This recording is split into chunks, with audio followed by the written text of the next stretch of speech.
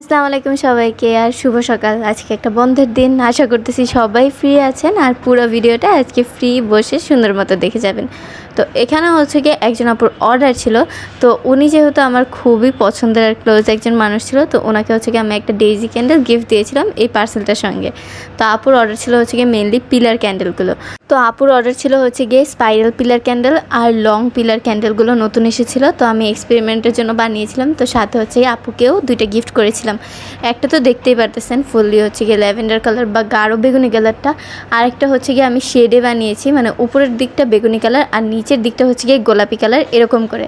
তো এভাবে পিলার ক্যান্ডেলগুলোতে কীভাবে শেড আনতে হয় যদি আপনাদের জানার ইচ্ছা থাকে কমেন্ট করবেন, আমি ইনশাল্লাহ একটা ভিডিও দিব। আর এই মোল্ডগুলো থেকে ক্যান্ডেল বের করা একটু কষ্টকর, কিন্তু যদি আপনি একটু বুদ্ধি খাটিয়ে ট্রিক্স কাজ করিয়ে ওটাকে ভালোভাবে প্রিপেয়ার করে আপনি ওয়্যাক্সটা ঢালতে পারেন তাহলে এই ক্যান্ডেল বের করা অনেক ইজি। আর এখানে হচ্ছে কি আমাদের নিউ যে ক্যান্ডেলগুলো আছে সেগুলো হচ্ছে প্যাক করে নিয়েছিলাম। আর এই পিলার ক্যান্ডেলগুলো কীভাবে দিব বা কোন বক্সে দিব, ফার্স্টের দিকে এটা নিয়ে একটু টেনশনে ছিলাম। পরে ভাবলাম যে ট্রান্সপারেন্ট পলিগুলো দিয়ে ফার্স্টে ভালোভাবে এটাকে প্যাক করে তারপর হচ্ছে গিয়ে বাবল র্যাপ করে দিলেই আর সমস্যা হবে না। আর সোজাসুজি তো এই বক্সে ঢুকবে না, তাই বাঁকা করে হচ্ছে গিয়ে এটাকে আমি একটা বক্সে দিয়েছিলাম। তারপরে ঠিকঠাকভাবে এটা কাস্টমার আপুর কাছে পৌঁছে গিয়েছিল আর আপু খুবই পছন্দ করেছেন এবং আমাদের কাছে স্পাইরাল ক্যান্ডেল আরেকটা অর্ডার দিয়েছেন।